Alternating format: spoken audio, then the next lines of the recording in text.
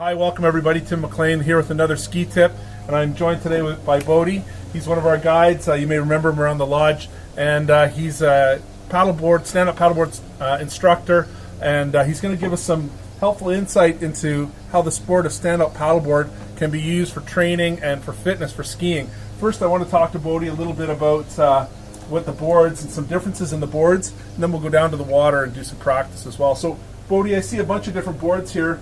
Maybe you can talk about the boards and give us a little history about stand-up paddleboard and help us to understand a little bit more about it. Sure thing, Tim. Actually, stand-up paddleboarding, it's the fastest growing water sport in the world right now, but its roots actually date back into the 40s and the 50s. Waikiki Beach, Hawaii, the Beach Boys, or lifeguards of that time, used stand-up paddleboards, or then it was the actual longboards of the surfing era, with canoe paddles to paddle around over their guests, take pictures of it. It was a great way for them to monitor their guests.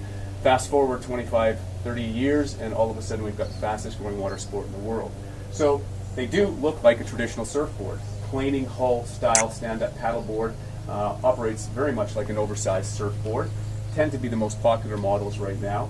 Then we advance into what we call a displacement hull style board, and these are more like a canoe, and they slice through the water instead of gliding over top. A little faster. A little bit faster, yeah. Better for touring, better for longer distances. And so if you had one of our guests, thinking about a stand-up paddleboard, what would some things that you'd want them to look for just a general overall fitness kind of use board?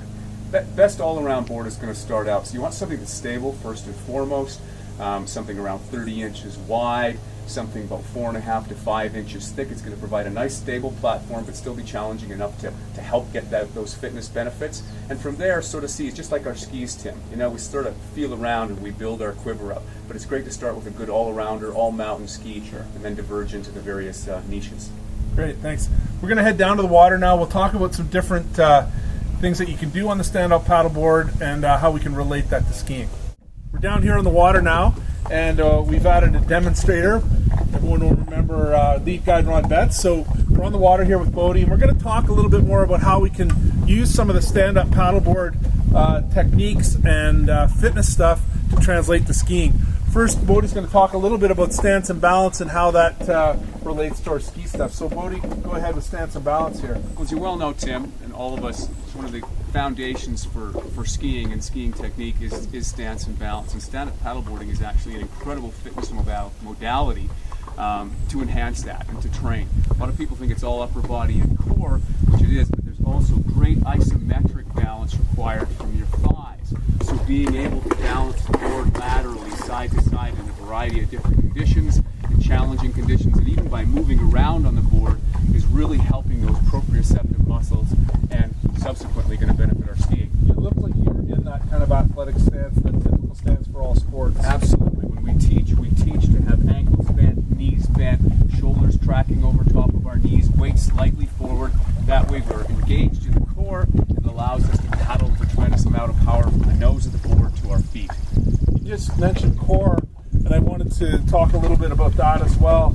Just in terms of while you're paddling, can you talk about some stuff, how we can engage our core to maybe help strengthen that in relationship to skiing as well? Absolutely. Any type of paddle sport, whether it's outrigger paddling, K1 paddling at an elite level, we really work on torso rotation, and that allows us to get the paddle far up on the nose, and we're essentially doing an oblique crunch every time we're doing the paddle stroke. We're reaching for the front, we're engaging our rectus abdominis and our obliques as we're drawing that paddle and moving our board past it. So you really do get a tremendous core workout out of it if you're paddling with proper technique.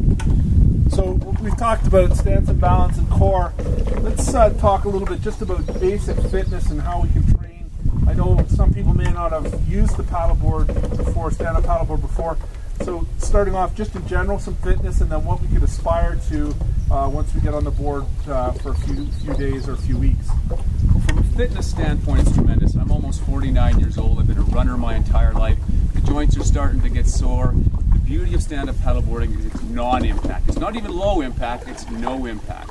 I can go out on the stand-up paddleboard, interval train or train at distances, still get the same heart rate effect, cardiovascular, my anaerobic and my aerobic workout with no impact. And incredible scenery. All we need is the sun. All we need is the sun. So, Bodie, if someone was going to get on the board and come up with a little training regime, can you give us some idea.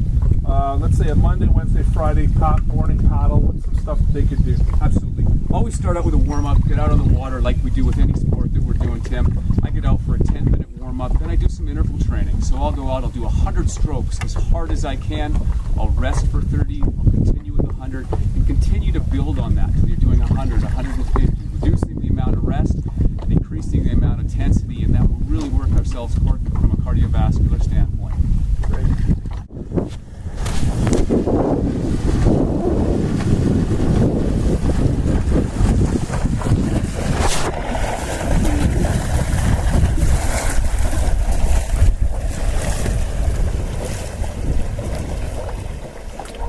That intensity, duration, we've talked a lot about it over the years with our ski tips.